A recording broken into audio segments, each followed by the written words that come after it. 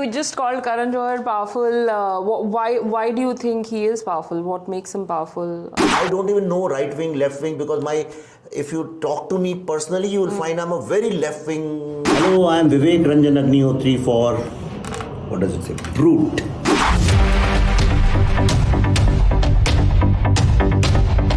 Director, producer, screenplay writer, author, Vivek Agnihotri, thank you so much for speaking to Brut. I want to ask you, how have you become the director that you have today? There is a lot of talk about how Bollywood is not so great to outsiders. Tell us a little bit on how have you become the director that you have become today? I think because I had no direction, I was directionless. I was going in all the directions. I was in advertising, then I was making ad films, then I did television. But I think I became director out of destiny. There was an ad film we were doing, and now you know very famous director Rakesh Om Prakash Mehra. At that time he used to be only Rakesh Mehra, and Vikram Oberoi, these two ad filmmakers. And they were shooting a film for me, and just middle of this thing they refused to finish that film. So I was left with no option but to, because the set was erect. I didn't know whether you say lights first or camera first or action. So I remember Shekhar Kapoor was shooting one film with Amir Khan in Famous, and we were shooting on the first floor, he was shooting on the ground floor. So I went there, I said how Shekhar does it. So Shekhar has a typical style, he does this, he walks quietly. I'm not like that, but I understood this thing. So I just started, and then things kept happening, yeah. Okay. See, Bollywood used to be different. I think pre-2000 it was a different place because most of the people were outsiders. But then those stars, people who became big stars by 2000, their children then came, and then slowly it became a very close-knit kind of a mafia, and they have some problems with outsiders, I don't know why. And that's why they are suffering also. Wasn't it always like that though? A couple of families, for generations, were in the film industry. But what would you, it's interesting that you say the year 2000. Could you give us a sense into, how is it, according to you, as through your eyes, developed in the way that it has? See, when we talk about nepotism, it doesn't mean, see, a doctor's son becoming doctor is a very natural thing. Right. A carpenter's son or daughter can also become carpenter. A priest's son becomes a priest is not a very wrong thing. And it's a pretty good thing because you are carrying that specialization.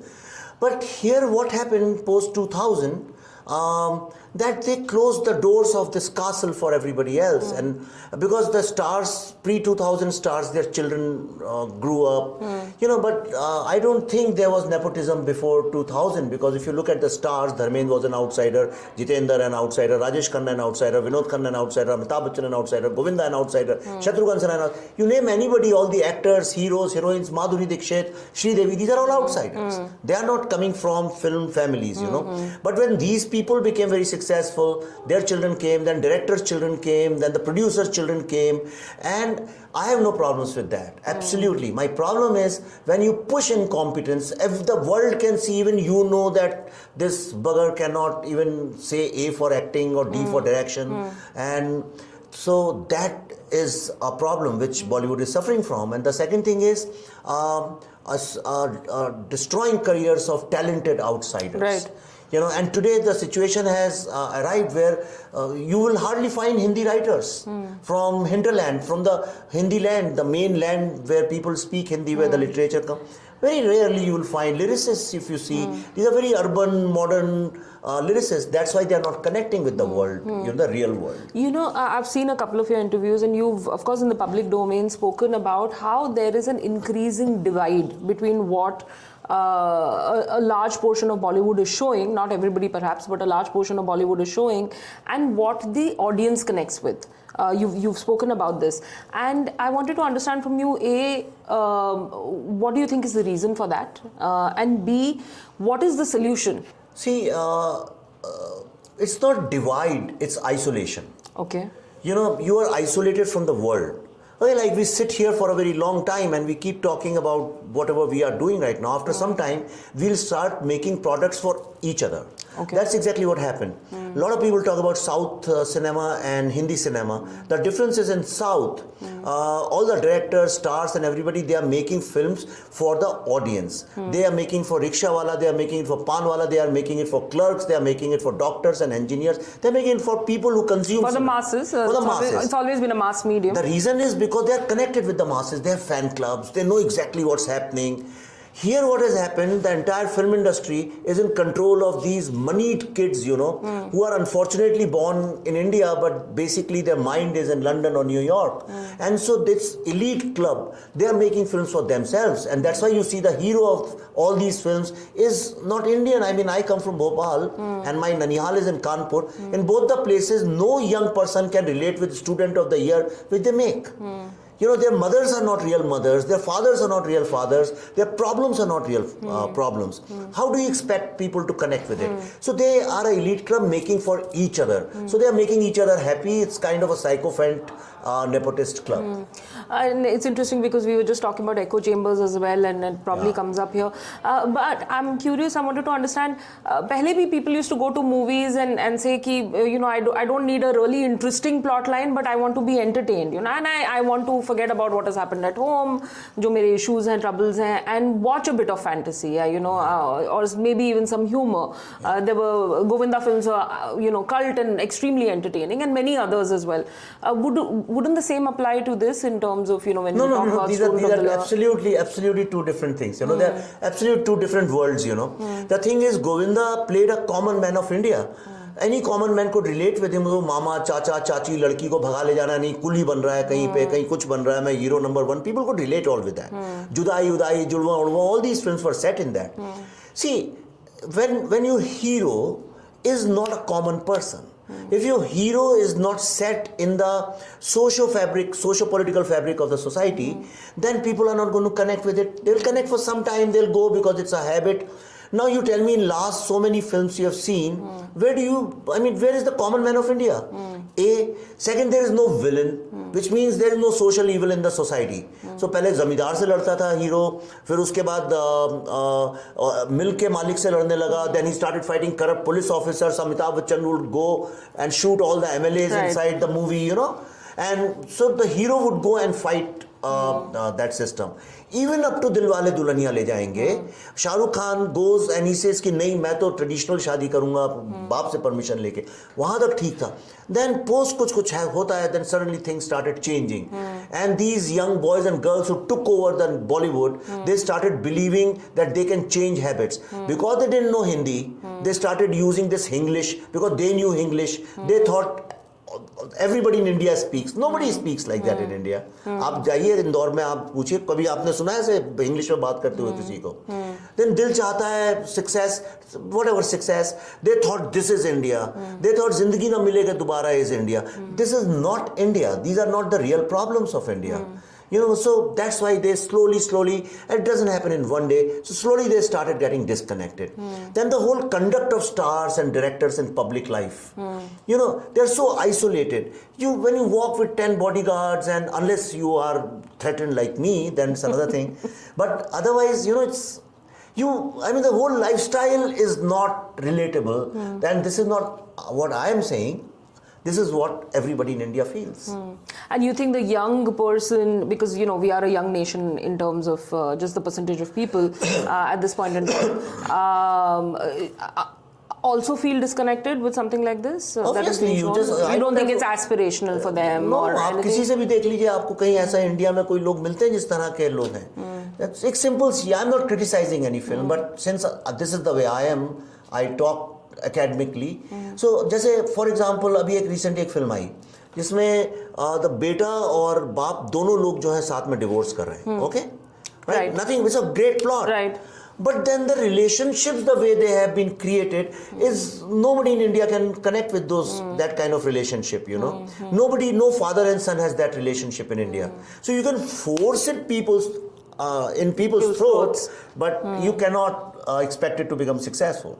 I want to ask you, how did COVID-19 in India affect the film industry and the viewers, where we are today? What happened in those 2 years? Did something happen in those 2 years? A fallout of which we are seeing today in terms of everything which is unfolding. Of course, definitely. Actually, my next film is around that subject, so I'm. You have to tell us a little bit about that. Not much, I can't tell. So I will. It's in few days. But then we have been researching for a long time on that subject, so we have been able to understand some psyche of people, not viewers, but people at large. You know. See, so in the context of Bollywood, two things happened, and this is very important. I hope Bollywood people are listening, and they will think about it, because these are two very, very major reasons. Number one, after a long time, people like you and I, we went back to our families, we stayed together. And in India, generally, these are small spaces. आप इंदौर में रही हैं तो गर्मी होती है, पंखे चलते हैं, पावर कट होता है, मच्छर काटते हैं, पानी नहीं आता है. There are 1 million problems. Cooler में पानी डालो, and all those kind of things happen all the times. So they were together, and there were psychological pressures on people. There was darkness. There was no hope. People didn't know whether their jobs will continue or not. लोग तो ये कह रहे थे the world is going to end. सब मर जाएंगे, you know. So there was a lot of insecurity, fear, all those kind of things. And in that, they saw everybody sacrificing, doing things to make things better. Frontline workers are working, doctors are working. Everybody was going out of way to do something. But they saw film stars. Okay, they are like in their plush houses, are cooking, dancing, making fun videos and the reels and fashion. Then on to घाव पे नमक डालने के लिए, then they went to Maldives as if there was a competition between all of them. They went to competition, bikini photos, and so they said, I am suffering and dying here, and these people are like having a gala, they are having a ball. So is COVID only for us and not for them? And they said, why they are not connecting to us? And फिर उसी में सुशांत सिंह राजपूत का हो गया. I was going to ask you about that. So Sushant का जब वो हो गया, they saw nobody spoke a word. Not even a word. And उनके कोठरी के अगर कोई आदमी होता है, वो छींक भी देता है, तो सब blah blah blah blah इतना messages लिखते हैं, long essays they write to each other, and that public display of love and whatever they have. So people really felt what's happening. And second thing what happened, and this is the most important thing, actually this is the real reason. That can be cured, but this cannot be. What happened was that all this Bollywood thing you were seeing pre-COVID was just a hot balloon, you know. It was all hype. People bought Bombay Times covers, they bought middays, they bought radio, they bought television, they paid money, and they created hype. How is it possible otherwise? Somebody who has not even done a film is a star, is trending on social media every day. आजकल भी कुछ लोग trendy कर रहे हैं who have done nothing in their lives. And they started creating these fake stardom, then film promotions, they spend a lot of money. So they kept creating stars, but the content kept going down. And nobody was talking about their films. So, but then it's in a loop, you know, it's a habit. You go on, like जैसे आपके सामने चाय कोई रखता जाए, आप पीती जाए, but suddenly you are sick for 5 days, and you say, नहीं यार, मैं चाय नहीं पीता, suddenly I feel good, and this is a bad thing. Same thing happened. So when all these papers stopped and the hype stopped, you know, so people could see that these are not real stars, these are not the real people, you know, and this is not what I care about. And that's why today movies, it doesn't matter whether you have a star or not in a movie, even the biggest of the movies with biggest of the stars are crashing every single day. But just because you touched upon Sushant Singh Rajput's demise and during that COVID period, do you think it was because many in the film industry did not, you know, sort of connect with it or address it, what was happening? Is that what you're saying? And that's why there was sort of this, you know, viewers felt really bad about it? See, what happens is, this is like the last straw. People had been seeing, you know, in so many these coffee shows and all those kind of things, they were making fun of him, they were ridiculing him. His interviews are there. He was a very close friend of mine, so I know everything. So people knew it, you know, he had to, so many films he was thrown out, and the people know they can't connect them because everybody is busy with their lives, so they can't connect the dots. But during COVID they could connect the dots, you know. And once that suspicion started, the mystery around his death, then there was so much of discussion. Then media also came and jumped into it. Media started discussing, so people got a lot of time. And in 2 years, people did like thesis and a PhD on Bollywood, because Bollywood was discussed so much. And then nobody said nothing. Everybody was quiet. So people saw hypocrisy. It's like, if you remember, in 2011 to 2014, when everybody, Congress, people could see that there were a lot of corruption happening and Arvind Kejriwal exposed them. Everybody in Congress was justifying their own corrupt behavior, and they got totally disconnected with the voters and they lost. Right, when there was the telecom scam, Exactly the same thing is happening. Exactly the same thing is happening. That was happening in politics. This is happening in Bollywood. And you would say boycott Bollywood. What would you suggest? Is it sort of it plays out on social media and so it's become sort of this talk? Is there any truth to it? Is it sort of a paid movement, or do you think it is just viewers rejecting a few films because they don't think they want to watch it? What do you think it is? It's a serious question, so I have to answer it properly, right? So you have to look at it in 2-3 different parts. As far as paid is concerned, paid is done from both the sides. When all these actresses and actors are trending every single day for doing nothing, just because they go to airport in a certain dress and they are trending. You have to tell us the truth about the airport looks and everything. This is all paid. Okay. I mean, you pay money to all those photographers. And they come. They come. I travel almost every single day. And you've never been tempted to sort of jump on the bandwagon? I'm just asking. Yeah, that's exactly why. चलिए छोड़िए, common sense की बात, एक very common sense. How is it possible for 20 cameramen to know that exactly at 11:20 madam is going in a grocery store? अब तो grocery stores का भी खींचने लगे हैं, टमाटर खरीदते हुए भी. Somebody is going to a restaurant. How do they know? Bombay is such a big city. How do they know airport, which gate, which flight? Flights also come 10 minutes late, 15 minutes early. It's अपने घर वालों को ही पकड़ना मुश्किल हो जाता है airport में. How is it possible? Everybody knows. I mean, this is not it's a hidden, it's an open secret. Not even a secret. It's an open fact, So that is also paid. Okay, film chali, nahi chali, fake figures and all those things, that is all paid. Right? Putting our stars on Bombay Times front cover. Every single inch of Bombay Times is paid for. It costs you 25 lakhs, 50 lakhs, 75 lakh rupees to be on that cover. That is all paid. Most of the FM stuff is paid. Most of all newspapers, magazines is paid. All the magazine covers are paid. Filmfare awards are paid. So everything is paid from that side to say that whether these people are paid or not. If you are setting the trend, some people must have followed. But boycott Bollywood, nothing happens in this world if there is no undercurrent. Trust me. Ask any political scientist, ask any social scientist, ask anybody. Nothing, no trend can be created just by putting it on Twitter or Instagram. It will happen for few days. In Black Lives Matter, somebody actually died. Right. Something actually happens, then only it comes out in public eye. You go to any middle class family today, anywhere in India. I was in Chennai some time back, and there were these members of DMK, which are absolutely opposite of BJP, the right-wing politics, right? Those women were telling me the same thing, that, look, you're Bollywood, why shameless people, why are they talking only threesome and orgies on their shows, right? Though show is not a Bollywood, but they assume it's Bollywood. I was in Calcutta and I was working, so all these Mamta supporters were saying the same thing. So when it comes to Bollywood, it's not along the party line. It is the middle class of India. And on an average, middle class of India feels that Bollywood is not doing what they ought to do. So this is the problem, I think. If you were ever called on Coffee with Karan, would you go? It depends. I mean, if the kind of show it is right now, definitely I won't go, because I have nothing to contribute. I mean, I cannot talk. I'm more than middle aged now. I have 2 kids, so I'm not.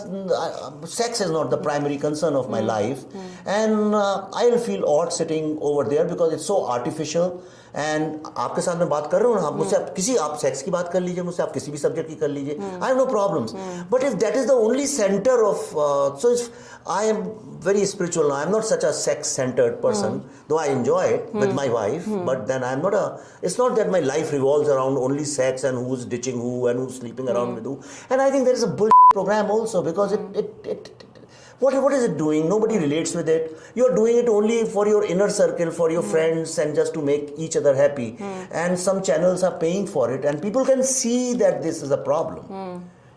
So if people get upset with all these news anchors who are screaming unnecessarily, then I think both of them are exchanging notes. There is no difference between them. Why do you think Coffee with Karan, I mean, this show has, I mean, we've had earlier talk shows as well, right, on about Bollywood, on Bollywood, by Bollywood, people who work in Bollywood. Why do you think it's run for so many seasons? People are interested in it, or do you think it's voyeuristic, that's why people are watching it? How many people watch it? Okay. You think It is watched most by media people and celebs and all those. It's catering to that market. It's like very high fashion, high-ended, very high fashion niche, a boutique shop kind of a thing. So it's not a popular show. Why it is on air? I mean, the day I am as powerful as Karan Johar, maybe I will have 80 seasons, not 7. Well, you just called Karan Johar powerful. Why do you think he is powerful? What makes him powerful? You have 2 big successful films and you have all the stars on your hotline, then you are powerful. Well, you have a successful film. But I don't have stars on my hotline. Now I don't even want them. But the thing is, see, they've made this industry so full of incompetence, you know. Every channel needs stars. Without them, they have no content. Everybody needs stars to do something. You know, which means people don't believe in their own worth, their own talent, their own competence. Why a channel like Star or anybody, they don't believe in their own power? Why don't they create content which takes them forward? Why everybody is falling back on stars? For everything. Sports होगा, IPL होगा, है cricket, उसके लिए भी stars चाहिए, politics होगी, उसके लिए भी स्टार्स चाहिए. People are fed up, so people are kicking their butts and they're saying, get out of my life, I don't need you anymore. What is the economics of a film? How does it work? How much money do you need to get into it? You know, when we say that, oh, okay, this is a 100 crore club, 300, 400, what does this actually mean, and what's the economics of it? Who gets how much? Who can produce a film? Can I become a producer tomorrow if I really believe in something? Can I go to the bank and take a loan on it? I don't know. Loan, I think it's a difficult proposition in this country because of the way it is conducted. It's no transparency. Nobody knows what's happening. But you can make films for any. When I resigned, I resigned from Bollywood. The first film I made after that, Buddha in a Traffic Jam, we made for ₹1 crore. Out of which we never got 25 lakhs or 75 lakhs is what we made it for. And so my latest film we made for 15 crores. You can make films for any price. And today, I mean, I'm telling you, and don't be surprised if I make a film on iPhone just by spending few lakh rupees. And I'm very keen to do that, experiment that. But then everybody can't do that, you know, because everybody wants stars and they don't believe in their own creativity. So they think star aata hai to kuch bhi bana sakte hain. So when the star comes, then the whole economics goes wrong. Now, if you say, okay, I need a known face and stuff like that. So even if you take a star for 8 crore rupees, then you make a 12 crore rupee film. How does it make sense? You know, so, and most of these 100 crore rupee films, 60, 70 crore rupees, they spend on stars, and 20, 25, 30 crore rupees, which industry can survive where you spend only 25% in production and rest on vanity and aesthetics and stuff like that? No industry can survive. Their R&D budget is 0 and their star budget is 70%. So you can imagine what kind of films we are churning out. There was a very famous ad in America where they go and buy a burger and they open and they say, where is the beef? So pun intended, there is no beef actually.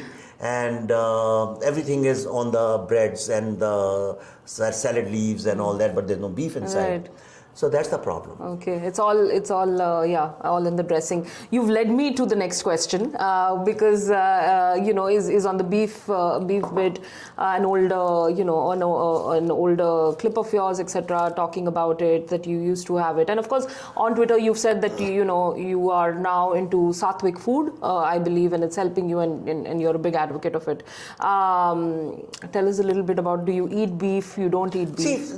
See what happens is the people take things out of context. There's a video clip they are running. Okay, they've edited the sound from it.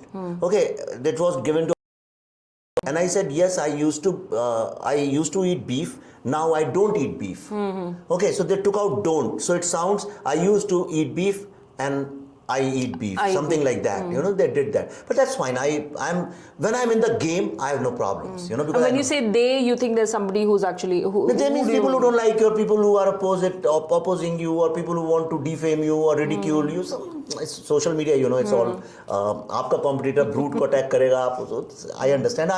And trust me, from bottom of my heart, I have no problems with that.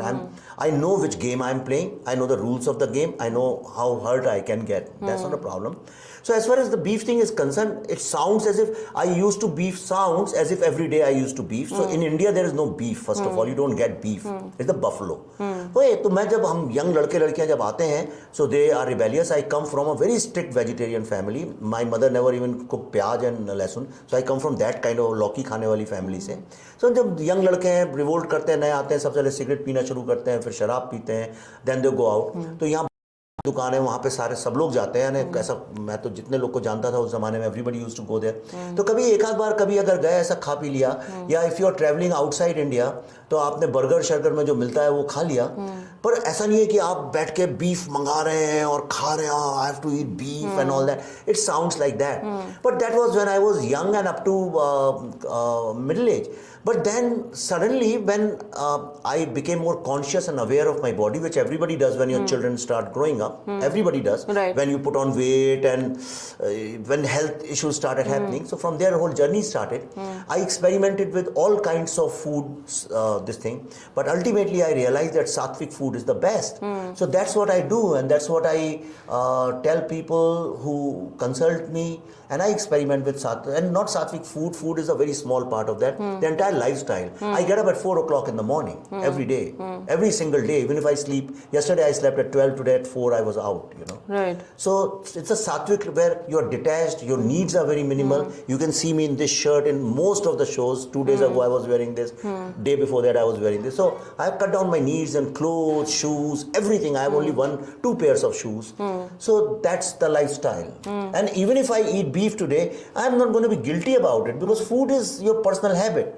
But I realize that I don't want to consume sad energy. So I don't eat fish, I don't eat mutton, I don't eat anything, chicken, nothing. I don't eat nothing. So anything which is killed, I don't eat. People think that, you know, you are candid, you're talking about it, but they feel that a lot of it sort of benefits you, because right now it's either sort of, you know, in the direction where the government is going, or it's sort of in the direction where, you know, you've been obviously very open about your ideology. And I've heard you say in other interviews as well that politics and Bollywood have always been there. There have been writers and directors who've been very closely associated with different ideologies. That's never been an issue. What would you say to something like that, in terms of a lot of the things that you answer and you talk about are sort of almost conveniently in line with what we call, you know, today probably on the right side of things? Okay, yeah, right. Good question, and I'm happy you asked me. Because a lot of people don't ask honest questions. Okay, it's like what happens with social media. A lot of youngsters have come to Instagram. So they see you as if I am born just few years ago, you know. So people who do not know, and I hope you will run it somewhere. फिर जब मनमोहन सिंह जी बने, I support Atal Bihari Vajpayee को I supported. I खुलेआम support किया, मैंने articles लिखे. मनमोहन सिंह को I supported when he came. I didn't want L.K. Advani to become the prime minister. I'm saying it openly. I was so against L.K. Advani becoming the prime minister of this country. So I supported Manmohan Singh. But then Manmohan Singh's government also went downwards. Then I supported Arvind Kejriwal. He also promised a new India, but then it turned out to be nothing. So then when Mr. Modi came, I saw again a hope. So I said, I'm going to support this man. I have nothing to do with BJP or anybody else. I don't even know right wing, left wing, because if you talk to me personally, you will find I'm a very left wing kind of a liberal person with open ideas, you know. But at the same time, I do understand that this country needs a very strong leader. We need to follow a certain vision. We have a systematic problems in this country. So I am not going to sit here and pinpoint this is wrong, this is wrong, this is wrong. I say yes, they are wrongs, but now we have to become a stronger country. And if you see, all my speeches are around that. I challenge, pick up any of my speech, I always talk about the greatness of India. I talk about the greatness of our culture, our diversity. Internationally, I travel to some of the best places. Everywhere I talk only about these things. That's what I have been doing.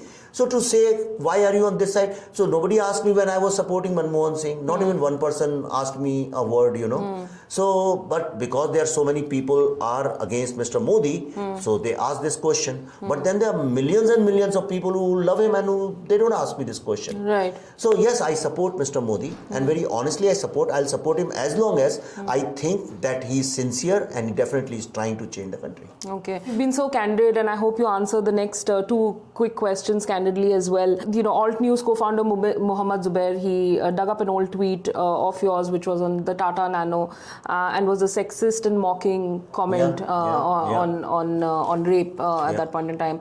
I want to ask you, when you tweeted that, what were you thinking? I am. That's why they are digging it. Suppose if I was just an ordinary filmmaker, who would care about it, right? So and he's not digging it to ridicule me. They think by attacking me, they are attacking Mr. Modi. That is their strategy. But for that, I've written and I've issued a press, this thing, my interview came in India today. I've issued a press statement. I've written so many times during that time that I'm really sorry. I mean, I feel ashamed. I mean, but then it happens when you are young and brash and you are in that kind of company, you do those kind of things. Today, when I used to drink, then we would drive very fast, 120, 140 kilometers. Today, I won't even dare do that, drunk or not drunk. I mean, I won't do that. It doesn't mean somebody says, but that time you used to drive. This is also what kind of a stupid society we are becoming. You are archaeologists, you are digging something 10 years ago and you are saying you cannot change. Beef thing, I mean, it's so ridiculous. Even Ranbir's. I tell everybody it was so shameful. I mean, I feel so sad that people attack Ranbir for beef thing. It's his choice what he wants to eat. He's a young boy. Let him do whatever he wants to do, You attack him for his acting. He's an actor, attack him for his acting. Attack me for my films. But going and doing these kind of things, it reflects more on these people, not on me. Therefore, I have stopped answering these kind of stupid things. Talking about Twitter and like you explained that it's, there were a lot of things which were happening on it. And one of the things was also the Me Too movement when it came to India. Obviously originated, in the US and then came here. And Tanushree had taken your name on it and there were legal bits which were going on. Anything that you'd like to talk about on the Me Too movement? See, I would rather not say because I don't want to hurt anybody's dignity and somebody's honor. I don't want to say anything. But I think I was wrongly picked up by media and I would again blame and all those channels who flashed it. Okay. Actually, I know very well that it was... See, you shoot, somebody comes in when you're shooting, actresses generally wear a bathrobe or something, and for some assistant to say, okay, take that out and do that. That thing coming 10, 15 years later in a shoot which is with 300 people, I feel very sad that one has to answer that. But then I also have to protect my dignity and so I went to court. When I went to court, then the other party ran away and they said sorry. So I never told people how they respond, what they do, because unnecessarily it will get dirty. So they never came to the court, they never responded. So what is the status of it now? It's I don't know what is the status. I don't or? even care about it anymore. And that time Me Too was also politically, it was used as a political weapon against people. So I'm not against Me Too. I want to ask you about, we cannot end the interview without asking you about the Kashmir files. Yeah. And I want to ask you two things on it.